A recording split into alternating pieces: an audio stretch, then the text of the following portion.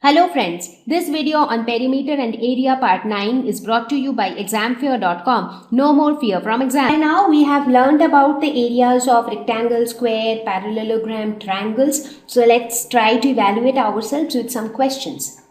Question number 1. Find the area of each of the following parallelograms. So how do we find area of a parallelogram?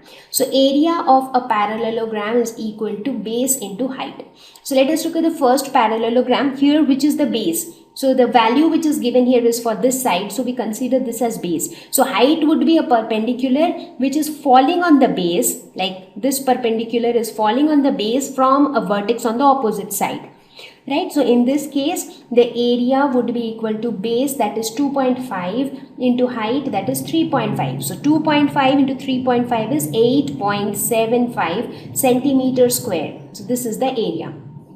How about this one? So in this case, which is the base? So the side, we will consider that any side can be considered as a base. So here the measurement of this side is given, so let us consider this side as base. So perpendicular would be a line drawn, or height would be a perpendicular drawn on the base from the opposite side. So this would be the height. So base is 2 and height is 4.4. So 2 into 4.4, that is 8.8 centimeters square. So this shows be the area. Question number 2. Find the area of each of the following triangles. So let us first look at the first one. Now, even before we do anything else, let us first name the triangle. Let's say this is triangle ABC. Okay.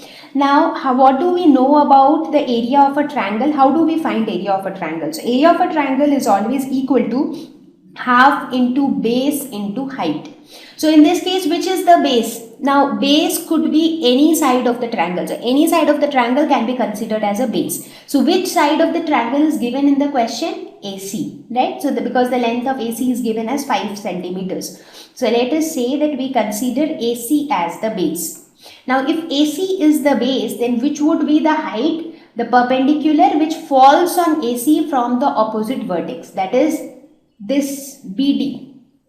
So this height would be BD. Now AC is given as 5 centimeters and BD is given as 3.2 centimeters. So now when you calculate this, you get 8 centimeters square. So this would be the area of the triangle. Now let's move on to the next triangle. Here you see this is a right angled triangle, right? So that means if we name this triangle like this, let's call this ABC. In that case, the area of this triangle again would be half into base into height.